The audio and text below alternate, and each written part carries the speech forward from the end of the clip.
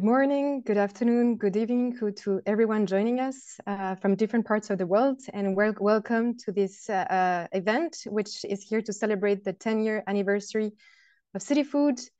This event is organized in the framework of Daring Cities 2023, and my name is Angèle Tass. I'm a Sustainable Food Systems Officer at ICLEI, and I'm delighted to share, to moderate this session today. So what we want to do today is to put the spotlight on the role of cities in tackling food and climate in an integrated way, aligning with the Daring Cities topic, really about climate, resilience, and social justice. Cities can be a great place for learning, creativity, and innovation, and we want to hear from city practitioners on how they integrate food and climate. So today we'll hear from cities from Europe, Africa, South America, and North America. And so we'll go around the world to hear from their experience on the ground. But before that, I would like to hand over now to Latha Swami, who is the Director of Food System Policy at the City of New Haven in the US, for some opening remarks. Latha, the floor is yours. Hi, everyone. Thank you so much for joining us today. I'm Latha Swami. I'm the Director of Food System Policy for the City of New Haven, Connecticut in the US. And I'm really excited to help kick off the celebration of 10 years of ICLEI's City Food Network as part of Daring Cities 2023. And I'm especially excited to hear from colleagues from around the world who are working to tackle many of the same food system challenges other cities share across the globe. Today, I especially want to focus, as already mentioned, on elevating voices from local actors in local to global food systems transformation. Primarily, local or subnational government officials and the community members they work for and with. Over the last few decades, local governments have started to take more concerted action to address food system challenges. This includes formalizing this work by establishing government positions like mine, dedicated to food systems policy, incorporating food systems initiatives into sustainability, land use, or economic development departments, or working through food policy councils. Many innovative and progressive food policies have been developed and implemented in these cities, and you'll hear some of them today. However, despite major developments spearheaded by visionary communities and local leaders, local government actors in the US and elsewhere continue to face major challenges in integrating sustainable food systems into comprehensive city and national agendas. Municipal food policy officials support our mayors in building more equitable, just, and sustainable food systems from the local to global scales. And in the US context, are largely the only governmental staff that look at the food system holistically. This is in contrast to traditional governmental staff who must often work in silos around specific parts of the food systems as typically determined by our national institutional structures. So for example, only focused on agriculture, or only focused on food safety, or only on social safety nets. In our local roles, we have a front row perspective, however, on both how national policies are implemented on the ground and what reforms would be most beneficial to our communities. Across all of our jurisdictions spanning the globe, we largely share common goals, seeking to support the laborers that grow, harvest, and process our food, while also supporting the community members that struggle with hunger. We aspire to protect the natural resources needed to produce culturally affirming foods, but to also continuously ensure that food is affordable to all.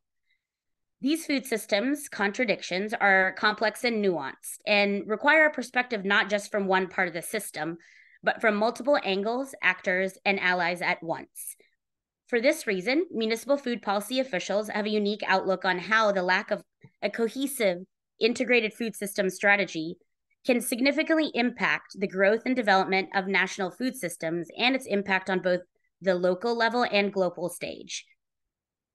Though municipal food policy officials may often feel overlooked by national discussions on food systems, and even by their own local governments, there are a few national and global networks that support knowledge sharing and peer exchange opportunities. These international networks include ICLEI City Food Network, which we're here to celebrate today, the Milan Urban Food Policy Pact, and the Glasgow Food and Climate Declaration, just to name a few. As forward-looking city governments, I think many of us would agree that food is a key entry point for the just and equitable inclusion of disinvested communities into cross-cutting decision-making on issues around climate justice, socioeconomic justice, and health equity. In the work that I lead in the city of New Haven, one way we address this issue is to focus not only on outcomes, but the process by which we do our work as well, and to focus on upstream root cause systems change that supports grassroots policy development over downstream temporary interventions.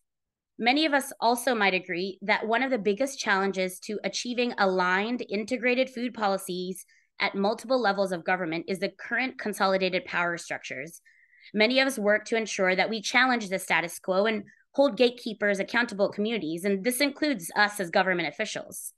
To actually enable grassroots movements through direct funding and decision-making power as individuals to both define and design the solutions to the challenges they experience every day.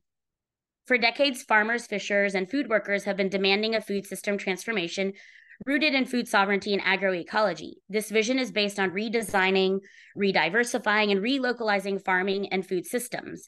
In order for this to happen, we need to redefine economic assumptions of our food system, protect human rights, and rebalance power.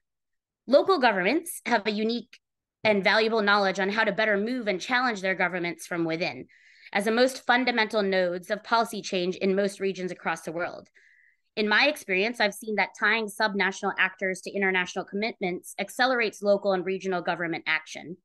ICLEI CityFood global network of municipalities across the world are dedicated to food systems transformation. In addition to raising awareness around the issues at hand around sustainable and resilient municipal and regional food systems, I've seen that these international pacts, agreements, and communities of practice like CityFood have combined opportunities for global networking with training, policy guidance, and technical expertise for subnational actors like ourselves. It further legitimizes subnational work on the international stage and creates an advocacy platform for cities to gain political recognition and support from national governments and international support organizations. For us in New Haven, international opportunities like the ones mentioned have stimulated several peer exchanges. These are especially helpful since we are still in the first decade of establishing our policy work in the city. It's helped us to identify important lessons, good practices, and guidance in managing our food system and in co-engineering climate and community resilience. And lastly, it goes without saying that we've made good friends and lifelong colleagues with our counterparts around the world through this process. It's a privilege to participate in this event with my fellow colleagues from around the world, and the City of New Haven is very honored to continue to be an engaged member of the CityFood Network. Today's panel will showcase a few concrete levers that cities can pull to transform food systems for people and the planet. We'll get a glimpse of school food initiatives, both through education and action, insights on improving urban food environments through regionally collaborative approaches, and the role of government in guaranteeing that public policies indeed support equitable access to food. Now I'll hand it off to my ICLEI colleagues to give you some more details about today's program. Thank you very much, Latha, for these inspiring words. And I think you said a number of interesting things. What I would remember is really the multi-stakeholder approaches, the need for a multi-stakeholder approach, but also the need for more multi-level governance and more effective multi-level governance, rebalancing power dynamics as well. Thank you very much, Latha. So now I would like to move to the panel discussion. We have 3 panelists with us today. So I have the pleasure to welcome Tamzin Faragher from the City of Cape Town. She's the Principal Resilience Officer at the City of Cape Town. Diane Bordignon Xavier from the City of Curitiba. She's a nutritionist at the Food and Nutrition Security Department. Thank you very much for joining, to the 2 of you. And lastly, Paula Rodrigues from the City of Torres Vedras in Portugal, who is a technical advisor at the School and Food Health Department. Thank you very much to the 3 of you for joining us today. And I think I would like to build up on some of the points that Latha mentioned in her introductory speech. Maybe I'll start with you, Diane. Latha mentioned a couple of times the need for integrated food policies, and this is really one of the key levers that cities can pull. at the local level to tackle food and climate. So Curitiba is actually part of a very interesting project called LUPA. LUPA stands for Urban Laboratory for Public Food Policies, and it gathers a number of Brazilian cities who wish to implement integrated urban food policies. So in Curitiba, could you tell us a bit more about how you developed integrated food policies and what impact it had on the ground?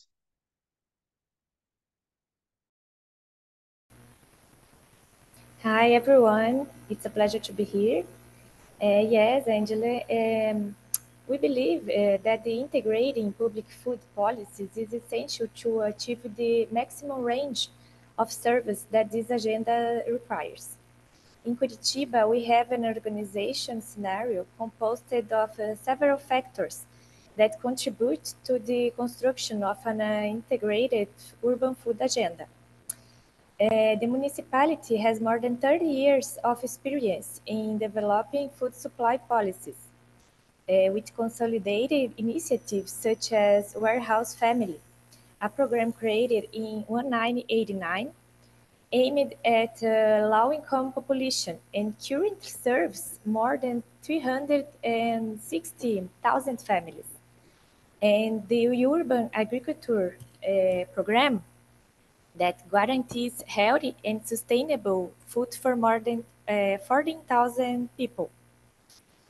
Since 2019, Curitiba has had a specific department called the Municipal Secretariat for Food and Nutrition Security that is responsible for planning, coordinating, and executing programs and projects in the area in conjunction with other public authorities and civil society. The actions of the public urban food agenda are planned together with civil society, which are the basis for the preparation of the municipal food and nutrition security plan. And this year, the third municipal plan is being created by a technical committee made up of representatives from 11 public authorities that will outline municipal actions over the next 4 years. The city also has the Curitiba Food Supply Fund, used to develop or financially support programs and projects in food and nutrition security, such as improvements to the available physical structures and to promote educational actions related to the food cycle. Given this local situation, it was possible to create an integrated municipal food and nutrition security program that operates at all stages of the food cycle through governance guided by 5 guidelines. It's combating food waste, reducing the overweight of population rate, and reducing the consumption of ultra-processed foods, emancipating the population in extreme social vulnerability, and food production based on sustainable agri-food model. And currently, the set of actions carried out promotes sustainable food production in 150 urban gardens and 2 urban farms, enabling access to food in 35 warehouse family, 11 family sacolão, 5 solidarity table, 1 food bank, 5 popular restaurants, 8 for fairs, and 2 municipal markets. And encourages composting across all these initiatives with the combating waste project, and stimulates biodiversity with the Honey Gardens project, which provides urban pollination with implementation 89 stingles bee hives throughout the city. The impact of these actions focus on improving the population's quality of life and raising awareness regarding environment preservation, and consequently helps towards the city to mitigate and adapt to the effects of climate change. Thank you very much, Diane. That's very interesting. You have a number of governance levels. That's very interesting. So building on your points about Lupa, I think beyond what you're doing at a local level, one of the main benefits of Lupa is this peer-to-peer exchange with other cities in Brazil through mentoring webinars. So could you tell us a bit more about these webinars and what you've learned from other cities? What would be the key takeaways that you remember from these exchanges? Yes, the Curitiba's innovative public policies to encourage urban agriculture and food productions locally caught the interest of Lupa, which identify in the city the existence of good practice aimed at circular, resilient, and sustainable food systems. This expertise has the potential to be disseminated on the Lupa collaborative platform, and this facilitated the construction of integrated participatory municipal food policies with a systemic approach to the municipalities of the Lupa community. In this way, Curitiba has become a partner of Lupa since its first edition, sharing its experience in workshops and online seminars, and mainly as a mentor city for other cities in the Lupa community. On these occasions, the proposed themes, which were previously selected together with the mentored cities, were presented by technicians who participated directly in elaboration, development, implementation, and evaluation of the programs and projects carried out by the Municipal Secretariat for Food and Nutrition Security, addressing practical and theoretical issues for each initiative. For the third edition of Lupa, in addition to Curitiba once again acting as a mentor city, the city will also co-organize and host the annual meeting of the Lupa community. And as a host, it will be able to demonstrate during technical visits the implementation of the actions carried out by the Secretariat.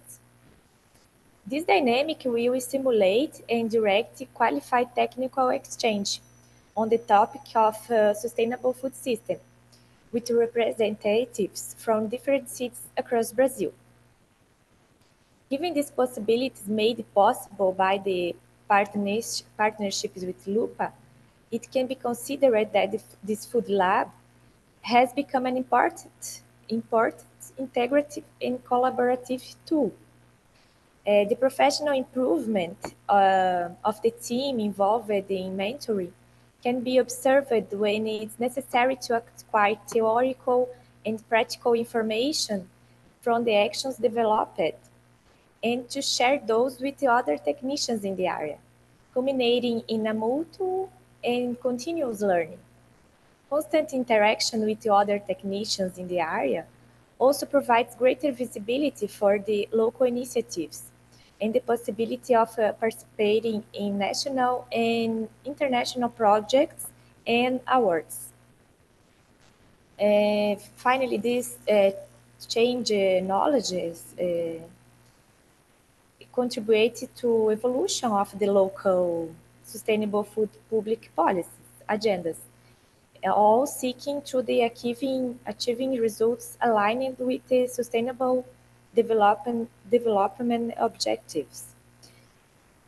We have the urban farming in this picture is one of the Curitiba's initiatives who that promotes the entire urban agriculture strategy, entire food cycle, including cultivation, preparation, and waste management. Thank you. Thank you very much, Diane. A lot is happening in Curitiba, but again, as you said, a lot of inspiration can come from other cities, and this comes back to Lathe's point. Peer-to-peer learning is key, especially when you have the same context, so exchanging and monitoring other Brazilian cities. It's a very exciting project, and for those who are interested in learning more about it, you can find the link in the chat, so please feel free to look into this. and to get in touch. I'd like to move to Tamsin now. So we looked a bit at the policy levers so far, but another big lever is to tackle food environments in cities, whether it be schools, markets, retailers. There's a lot to look at there. And on this matter, the city of Cape Town is actually one of the main cities in the AfriFood Links project, which is all about transforming urban food systems across African cities, but it's also building on the city-to-city exchange. So first, I'd like to ask you, at the city of Cape Town, could you tell us a bit more on your work in improving urban food environments? Thanks, and it's lovely to be here and to be sharing again with other cities and have this opportunity to learn and share and hopefully improve our knowledge and our practice. So yes, so Cape Town is one of the 5 African cities that form AfriFood Links. And from a City of Cape Town perspective, we look at food environments through a number of different lenses. And I suppose because I'm a landscape architect and have a planning background, an architectural background, it tends to end up being in the built environment more than other spaces such as schools. But that is also a useful entry point because in terms of the way the South African cities are mandated, a lot of the levers and the scope that we have to intervene actually does fall within the built environment and within the urban environment, which is where food environments sit. So in terms of how that connects back into AfriFood Links, and we haven't decided anything yet, but our initial kind of thinking when we conceptualizing the project was to look at food environments as they connect through to informal trade and markets. In Cape Town, between 60 and 70% of Cape Townians access their food through the informal sector. And so it makes perfect sense to try and improve how that sector works. So we have a small group with a SOCO group, and SOCO is Swahili for markets. And we're buddying up with Arusha and Lusaka and Lisbon. So it's lovely that we have another Portuguese city on the call. And I think what's been really interesting from the conversations that we've already had is how different the cities all are. Cape Town, our approach is very different to Diane's in that we're not really looking at urban agriculture. We're looking at how people access food, which sits within the food environment space. But even looking at our sister cities in the AfriFood Links, those cities are also very different. So even though we're all in the same continent and all kind of similarly south of the equator kind of ish, the cities are very different. I think that's an important part of food systems, is recognizing that no 2 cities are really going to be the same. The context is always going to be different and will inform what that entry point is. So we're looking at food environments through markets and informal sector and informal trade. And looking really at the management and the infrastructure. Now, what is the problem? In Cape Town, the city markets are not great. There are a couple of really nice ones, but as a general kind of shopping experience, they're not particularly well run. They're not particularly attractive. They don't build the broader environment and the livability of cities. And I suppose this is where I get really excited, because I see markets as part of making livable cities and not just being about getting food. But, there's often a lot of cover. So maybe there's a solar opportunity there. Often you need to have water. So maybe there's an opportunity to create an alternative water source at a local level. So seeing markets as multidimensional hubs that do more than just kind of provide access to food, which is a very important part. I don't want to downplay that in any way. So that is our focus for the AfriFood Links, and watch the space, because I have no idea what it's actually going to look like in the end, but with the team that we have, it's going to be awesome. Thank you very much, Tamsin. And just actually to build on what you said about cities being actually very different from each other, but still a lot of learnings to happen. What would you say from your experience in the past few years? What would you be recommending to other cities in terms of looking at food system transformation and potentially some common areas that they can look into? So, I've been working in the food space since 2019, and since 2019, we've had COVID. And then we had, what was it? Oh, then we had load shedding. And then most recently, we had a horrific taxi strike in Cape Town. And just yesterday, we had really bad floods. So I think the learning, the big learning that Cape Town, I think, brings to the broader food systems conversation is around the importance of resilience and recognizing that food systems are systems. They're flows, things happen at either end, and trying to understand what happens in a particular scenario, a shock, whether it's a shock or a stress, so that you can anticipate how to respond. I think the commonalities that have come through all of those shocks and some of the kind of scenario explorations that we've done in addition to living through these shocks is the importance of humanitarian relief. And also that the importance of separating food systems is one part of it, but also humanitarian relief is another part of it. And I think a lot of people who don't know a lot about food systems kind of conflate the two. And it's very important in my mind to separate them because they're very different responses. The one is a longer term, chipping away, bubbling, needing change, needing intervention, etc. Whereas the other one is you need to get things moving very fast. So I think in terms of more broad learnings, that is certainly, and using that resilience lens, that has been a very important perspective, as well as that partnering. So another part of the AfriFood Links is the food dialogue. And that's organized by Kurt at the South African Food and Farming Trust. And that brings, and most recently, that brought together a number of African cities. Previously, it was looking at Cape Town. So it's using platforms. There are a number of different platforms in the city that bring partners together. And I think that's the recognition also that you can't do everything on your own and you have to rely on partners and build those partnerships. And I think we've been pretty successful. I think Cape Town's also very lucky that we have great partners and that a lot of really good work was done before the city of Cape Town started to work in the food system space. So I think, that resilience, recognizing that your system is not going to be stable, it's going to be experiencing shocks and stresses and trying to anticipate those in a not a positive way, in an anticipatory way. Thank you. Thank you very much, Tamzin. And a lot of exciting things are coming up with the AfriFood Links project. So as you say, watch out.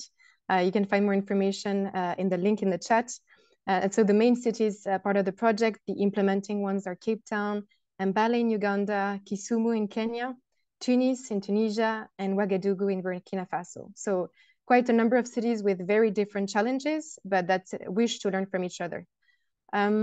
Great. So I will also take the opportunity to say that you can ask questions in the Q&A box or in the chat, whatever works best for you, but we'll have a short time for questions and answers after Paola. So please feel free to already write down some questions in the chat and we'll try to answer them. So Paola, I'd like to move to you now. We've talked about policy, we've talked about urban food environments, but one of the key aspects also is how to foster behavior change and how to foster behavior change from the younger age as well, with children being the main change agents that can also have a much bigger impact on the broader, on their families and the communities around them. So Torres Vedras is actually quite famous for their school food program. It was launched a long time ago. And one of the key pillars of this program is food education. So how do you educate children at school and around the school? Could you tell us a bit more about how you educate pupils to food and the environment? So hello, everyone. Nice to be here. Thank you so much for the invitation from ICLEI to be representing our program here in this big event. So today my voice is not the best one, but I'll try to pass the message.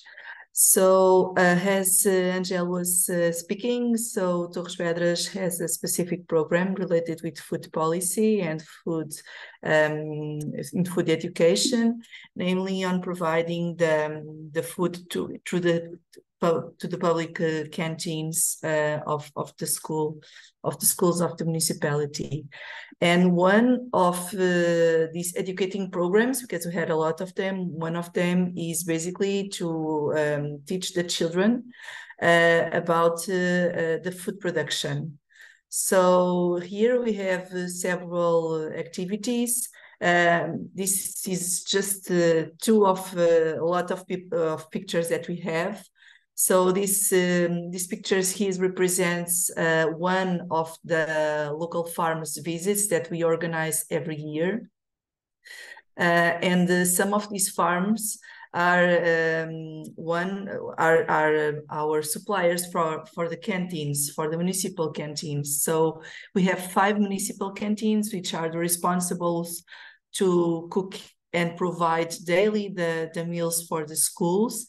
And these meals must have the high quality possible that we can do it. So we have fresh products that are delivered on daily. Every day we have delivering the products through the canteens. And then we organize these farming visitings for the youngest ones. And also we promote awareness actions at schools, and these awareness actions are related with food agriculture education through agroecology principles and organic farming principles. And then the children go to the field, to the school organic gardens, where they seed, plant, they care the plants, and they harvest the plants. And some of these plants are used to their specific canteens of their specific schools. So they are truly producing the foods which they are going to consume on that day. Of course, this is a very small quantity, as you can imagine. So we had we are speaking about a universe of about 6,000 meals per day here in the municipality. And each school has its specific school garden. And of course, that all the amount of food that we are producing in the school gardens is not enough to give to their children daily. But the small part, when they harvest, they go to the kitchen, they deliver to the cookers, and the cookers can provide it on that day by cooking that vegetables. So this is just a small activity, but it's very important because they feel it's important what we are doing. We are understanding the cycle of the plants.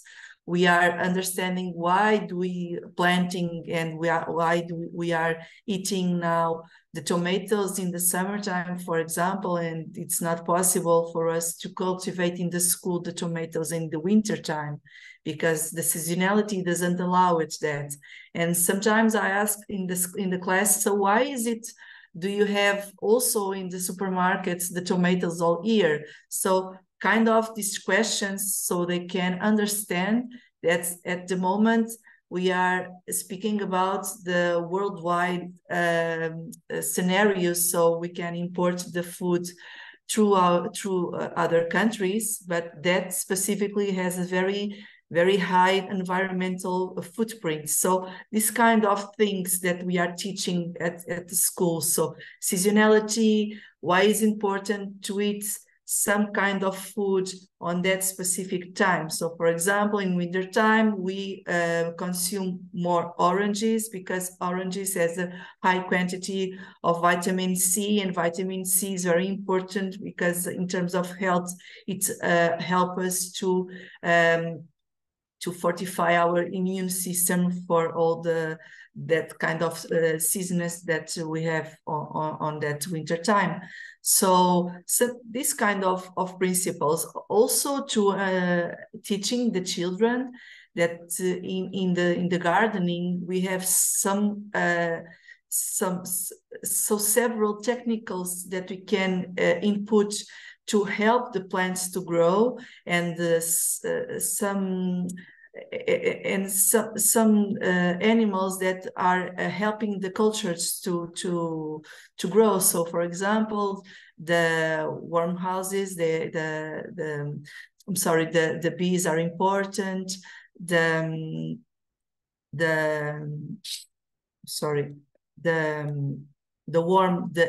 earthworms are also important for the soil. So that kind of information that we are educating the children about the organic principles, the agroecology, and all that stuff. So this is one of the one of the educating programs that we have here in the schools about organic gardens in the schools. Thank you very much, Paola. That's very inspiring to see also the pictures of the workshops in the school gardens. Maybe one last question. We're also running out of time, so I'm conscious, but another key aspect when it comes to school canteens and to food and the environment is the amount of food waste. And again, this goes back to behavior and how to change behavior. So what type of work have you undertaken in Torres Vedras to tackle food waste in school canteens? So here we have two examples to share. So the first one is at the cooking levels. So the other slide has two pictures about it. So if you could please share. Yes, thank you. So the first one is about the cooking. And here the cooking, what we do is basically we know specifically every day what's the amount of food that we can that we must cook for all the schools. So the schools provide us daily the number of meals to cook for the day next. So every day the cookers know specifically what are the number of meals they need to cook. And then our nutritionist calculates the specific amount of food to cook to that daily plates that they are going to be provided to the children, to the students. So for example, we have technical data sheets that have the specific calculated numbers of quantities that must be cooked per children according to the nutritional needs, so that they have to eat on the lunchtime. So we can assume that we have no food waste at cooking level.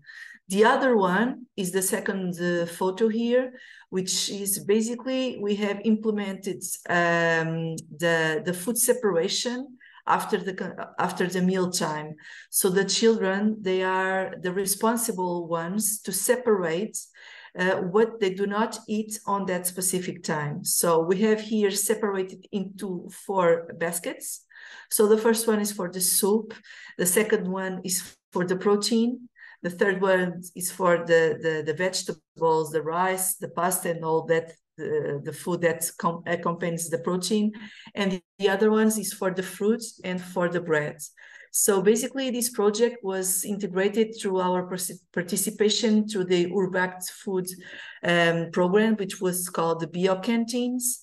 And with this program, our lead partner had implemented a decrease of 80% of food waste at food consumption. So they decrease about 80% of food waste at the canteens. So here, in this beginning of this first step, we are giving the children the responsibility to understand that they are not eating a very, very important food that provide them the good health, and also what that means in terms of environmental impacts. They are giving waste the food that it was produced and was taught in the organic farming, in the organic food, in the organic gardens at the school, and through all the awareness actions that we had promoted before,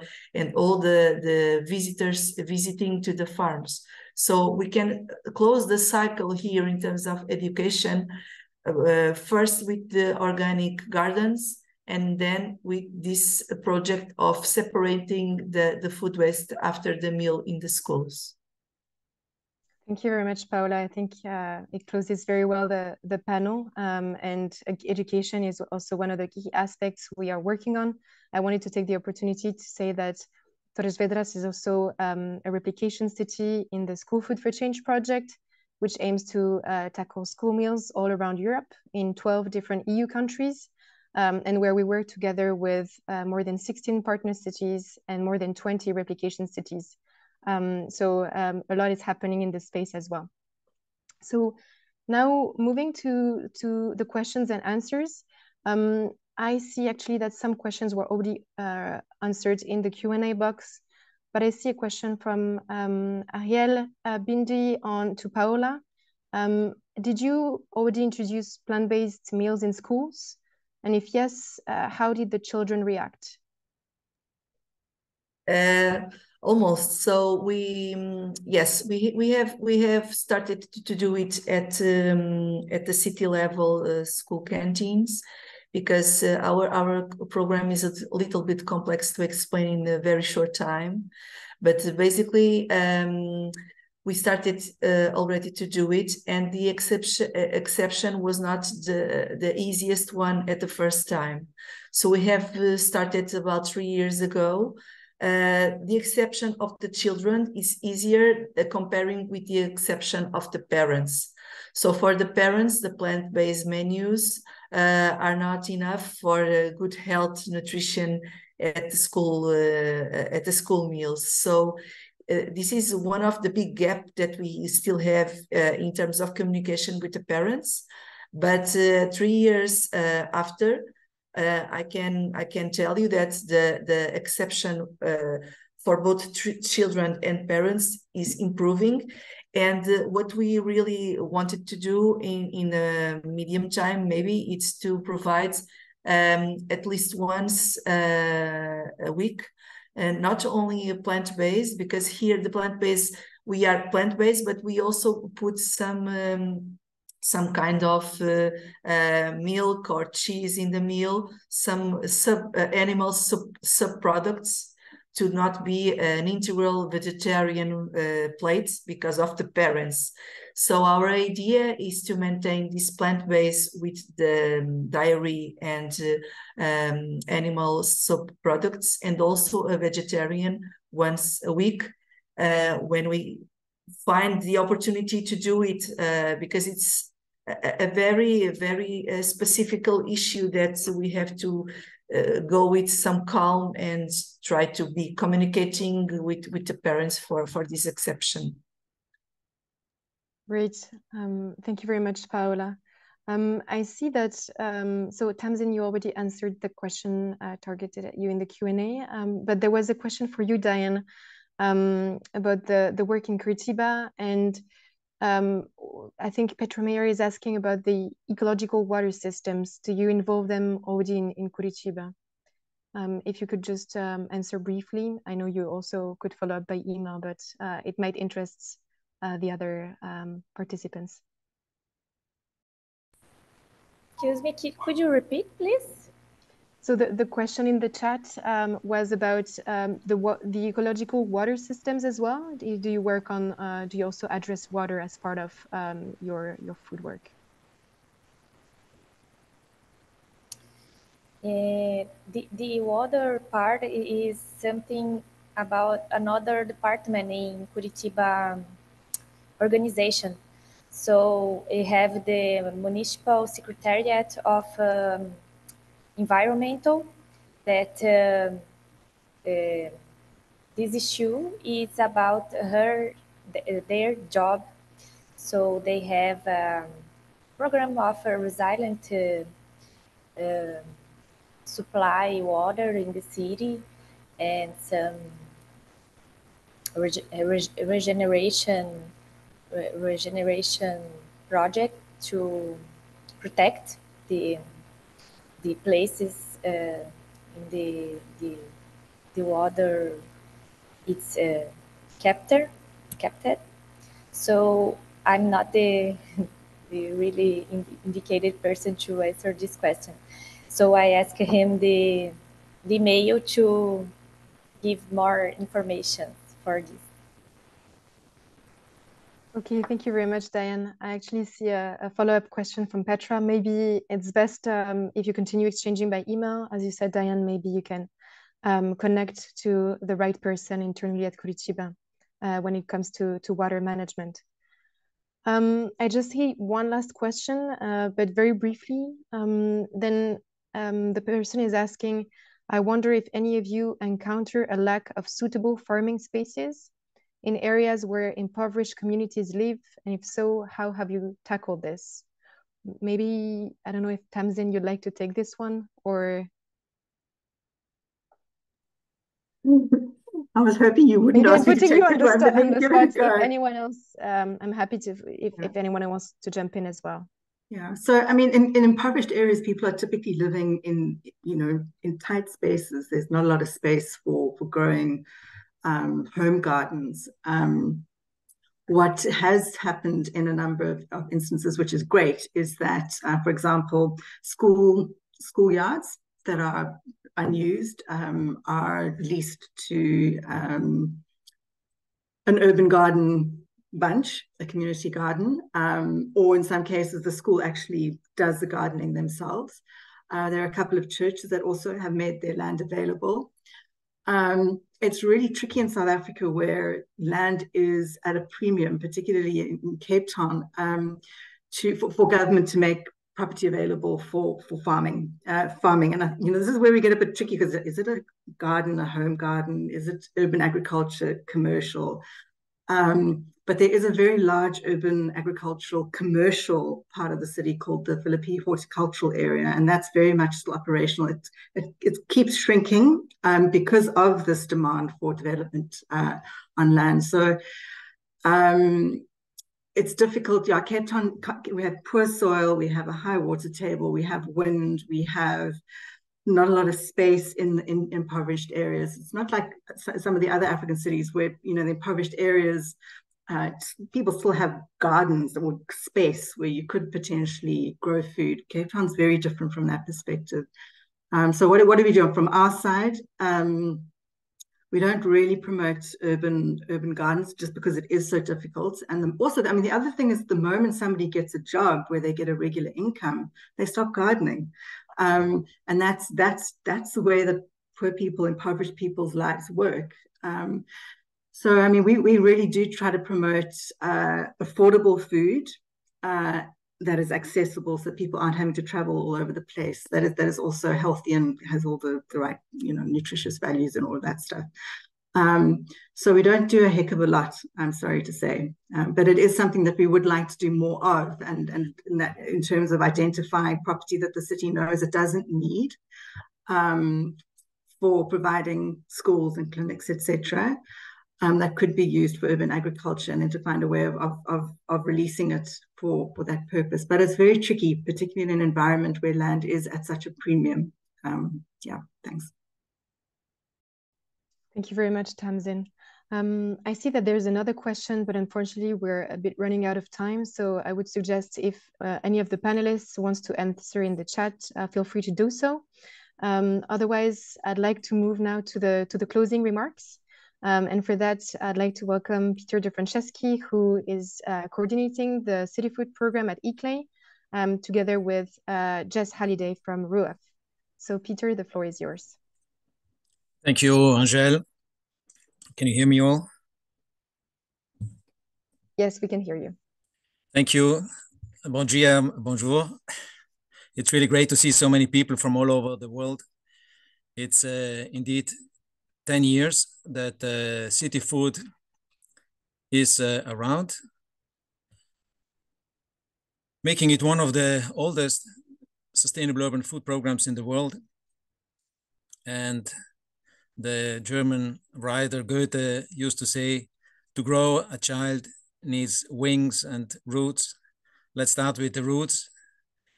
Back then, 10 years and more, talking about resilient city region food systems was really pioneering.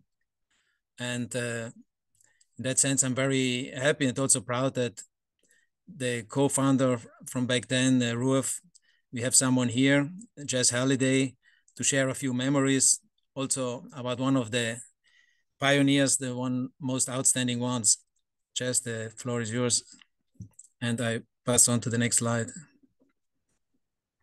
Thank you so much, Peter, for the opportunity to say a few words. Although we would have all preferred that the right person could have been here today, the late Mariel Dubling, who was the director of the RUF Foundation from 2012 until her passing in 2019.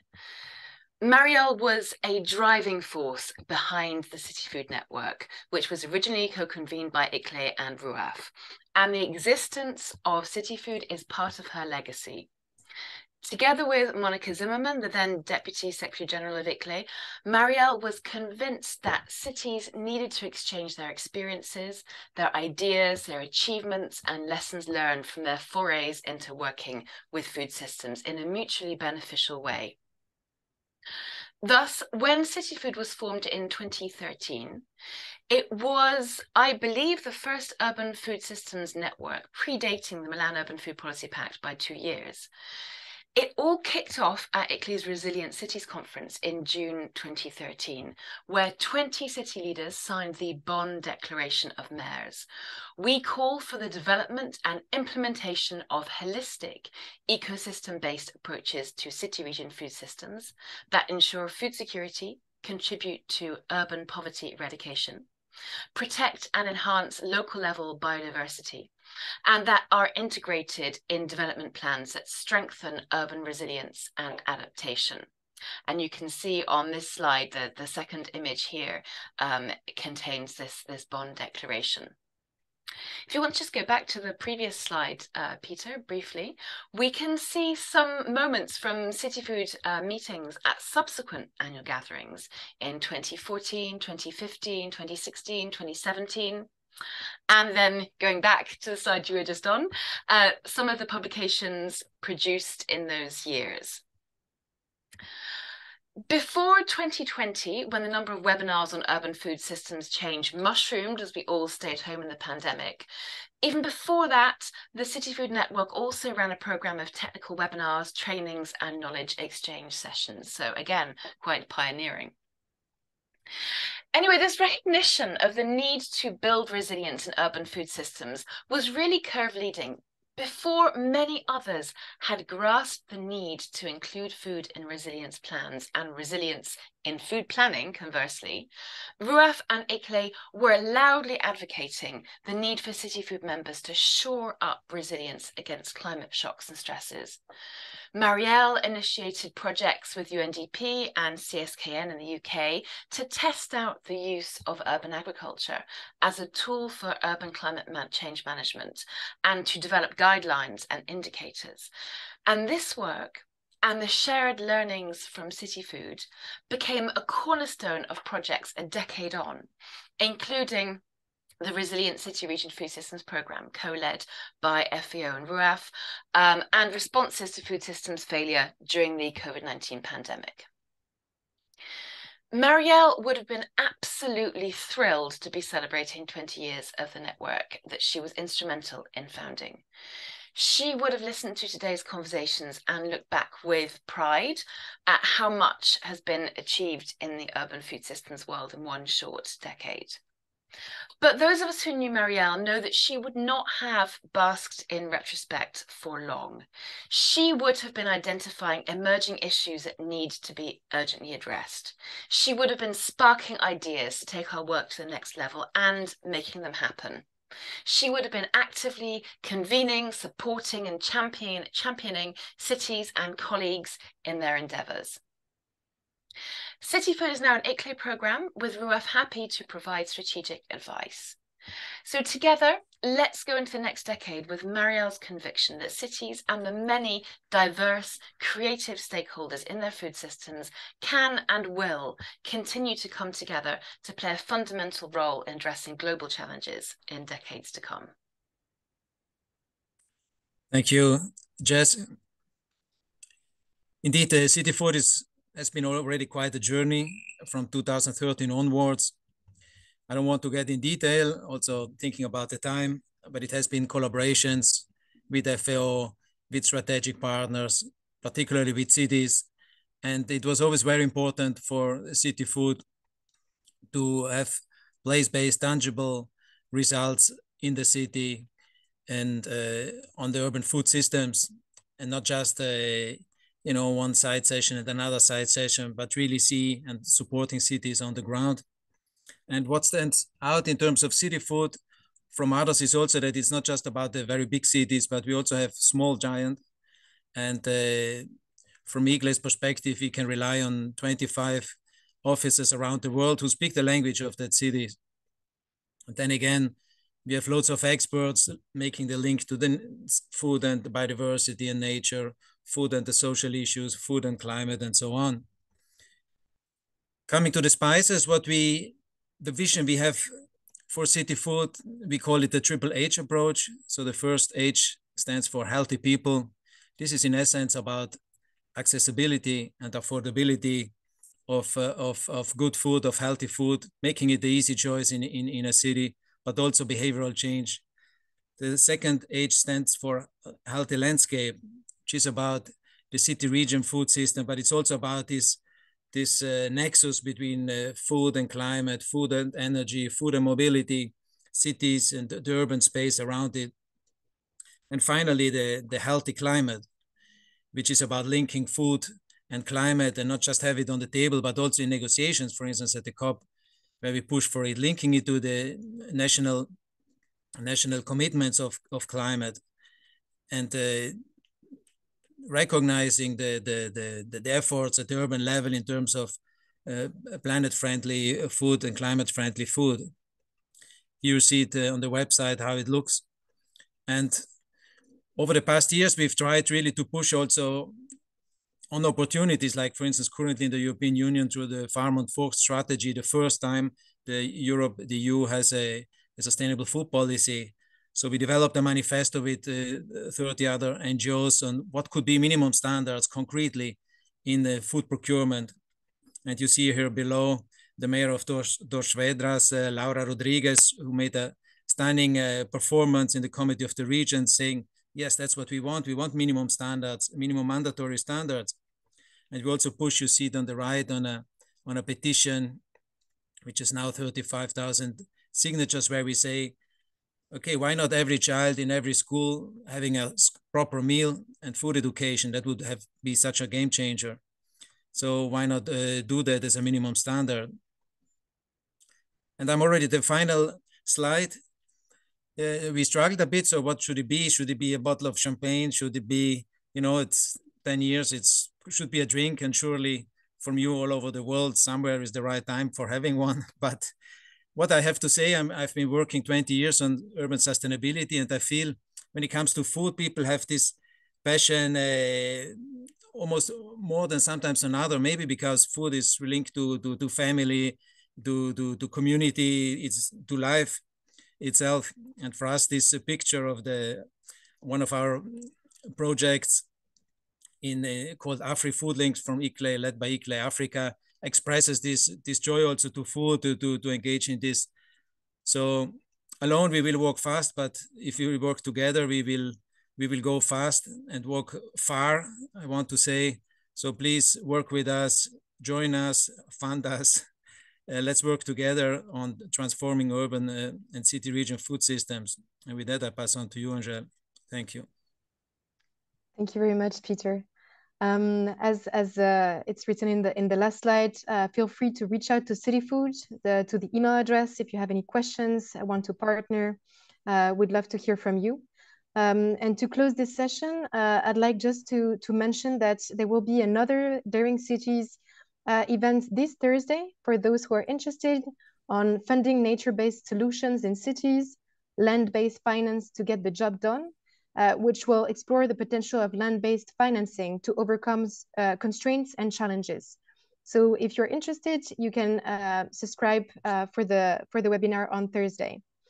So thank you very much to everyone again for joining, for being here for this hour. We hope you find the event as exciting as we did, and you learned a lot from the different cities we heard from. And let's be in touch in the future. Please reach out to us. And again, happy anniversary to CityFood. Thank you very much.